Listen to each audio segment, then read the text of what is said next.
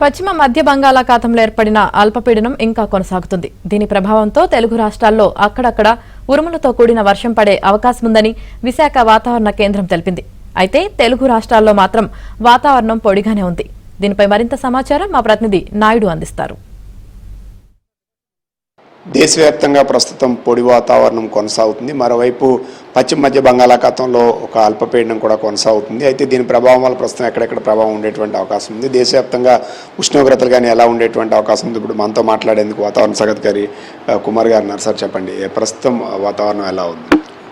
ఒకటి, నిన్న చెప్పుకున్నట్లుగానే బంగాళాఖాతంలో సుస్పష్ట అల్పపీడనం, ప్రస్తుతం పశ్చిమ మధ్య బంగాళాఖాతం, దానికి ఆనుకుని ఉన్న నైరుతి బంగాళాఖాతంలో ఉంది. ఇది రాబోయే 12 గంటల్లో ఇంచుమించు ఉత్తర దిశలోనే పయనించి సుస్పష్ట అల్పపీడనంగానే కొనసాగి తరువాత 12 గంటల తరువాత తదుపరి 24 గంటల్లో రీకర్వ్ చెంది ఉత్తర ఈశాన్య దిశలో పయనించి అది బలహీనపడే అవకాశం ఉంది. సో ఇప్పుడు దీని ఇంపాక్ట్ వలన టెంపరేచర్స్లో చేంజ్ కానీ లేకపోతే ఎక్కడైనా రైన్ యాక్టివిటీ కానీ ఉండే స్కోప్ అయినా ఉందా?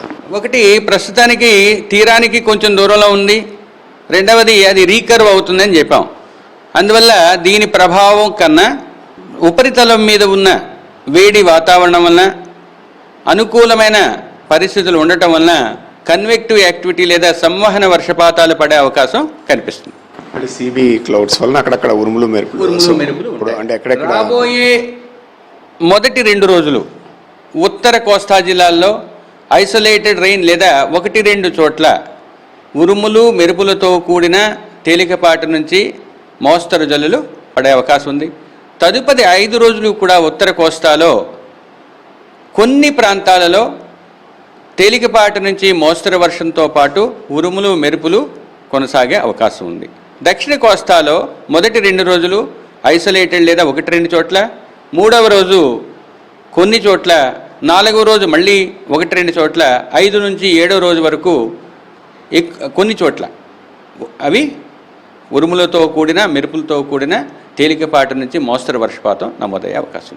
దీంతో పాటు మొదటి 4 రోజులు కూడా ఉత్తర దక్షిణ కోస్తా జిల్లాలు రెండింటిలో కూడా ఈదురుగాలు 40 నుంచి 50 కిలోమీటర్ల వేగంతో వీచే అవకాశం ఉందని గమనించగలరు. 5వ రోజు దాని యొక్క స్థాయి తగ్గి 30 నుంచి 40 కిలోమీటర్ల వేగంతో ఈదురుగాలు వీచే అవకాశం ఉంది.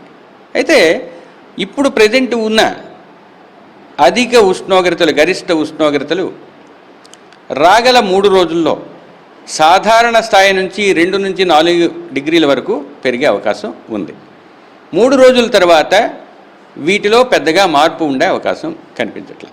బిట్వీన్ టెంపరేచర్ మినిమం మ్యాక్సిమం ఎంత ఉండే అవకాశం ఉంది సార్? అంటే ఒకటి, ఈ టైంలో ఇప్పుడున్న పరిస్థితుల్లో మ్యాక్సిమం మినిమం ఎంతవరకు ఉంటుంది అని చెప్పాలి అంటే, ఒకటి, ప్రజెంట్ ఉన్న కన్వెక్టివ్ అట్మాస్ఫియరు అది సస్టైన్ అవుతుందా లేదా, రెండవది మీకు హై ప్రెషర్ జోన్స్ ఉన్నాయా లేవా, ఈ రెండింటిని డిసైడ్ చేస్తాయి. ప్రస్తుతం ఉన్న టెంపరేచర్స్ అయితే కోస్తాలో 35 నుంచి 39 డిగ్రీల వరకు కొనసాగుతుంది. 1-2 చోట్ల 33 డిగ్రీలు కూడా ఉన్నాయి. ఎక్కువ ప్రాంతాల్లో ఈ విధంగా ఉంది. తర్వాత మినిమం టెంపరేచర్స్ 24 నుంచి 27 డిగ్రీస్ వరకు ఉన్నాయి. ఇదే పరిస్థితి కొనసాగే అవకాశం. సో ఇది వాతావరణ శాఖ అధికారులు చెప్తుంది. ప్రస్తుతం మినిమం టెంపరేచర్స్ అనేవి దాదాపుగా 27 నుంచి 29 మధ్య నమోదవుతున్నట్టు, అత్యధికంగా 35 నుంచి 39 డిగ్రీల మధ్య నమోదయ్యేటువంటి అవకాశం ఉంది. ఇప్పుడు ఏదైతే అల్పపీడనం ఉందో అది సముద్రంలోనే క్రమంగా కొంతవరకు బలహీనపడడానికి అయితే ఆస్కారం ఉందని చెప్పి వాతావరణ నిపుణులు అంచనా వేస్తున్నటువంటి పరిస్థితి అయితే కనిపిస్తుంది.